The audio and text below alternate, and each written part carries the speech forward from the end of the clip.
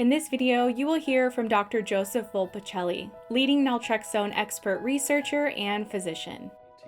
Some people report decreased pleasure in things, or some people report increase depression, that they don't get as much enjoyment out of things. And so that's something I was really concerned about when we designed the original studies. I was hoping that we could block the reward of alcohol, but not the reward of other pleasurable activities. So I looked very closely to see if I could show any differences between the folks taking the placebo pills and people taking the active medicine, naltrexone. And what I found was, remarkably, naltrexone was not associated with reduced pleasure. Now, there were a couple of perhaps exceptions to that. So, for example, people on naltrexone told me that when they gave up drinking, they would have a period where they'd have increased craving for sweets and carbohydrates, and naltrexone seemed to reduce the pleasure with sweets and carbohydrates. Now, they didn't see that as a side effect, but that was something that they reported. I had another patient who really liked hot, spicy foods, like really hot, hot enough that it brought tears to his eyes. And he said he didn't care for that as much when he took naltrexone. And so certain activities, I think, are pleasurable because they release endogenous opiates in your brain. And typically those activities, I think, include some degree of displeasure or pain. And so people are concerned that it's going to block the runner's high. I found that people still enjoy jogging and exercising.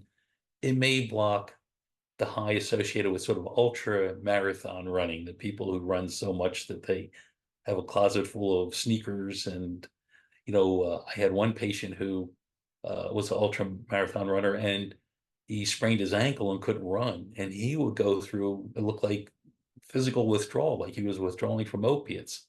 So anything that stimulates your endogenous opioids may be blocked by naltrexone, and that could be a side effect, or some people look at it as a beneficial effect. I've had patients who said that on naltrexone, they no longer had a desire to binge eat. I've had patients who said that they no longer had a desire to hurt themselves. So people who are cutters often report that they don't enjoy cutting as much when they take naltrexone. So these may actually be beneficial effects, but the general principle is, if you're doing something because you like the pain associated with it, you may not like it as much if you take naltrexone.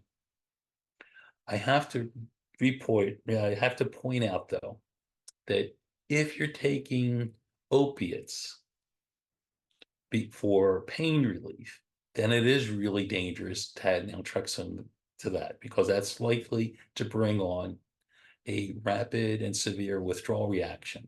So if you're taking Tylenol number 3, if you're taking hydromorphone, if you're taking anything that helps you reduce your pain, and then you take naltrexone on top of it, that's likely to bring on a withdrawal reaction.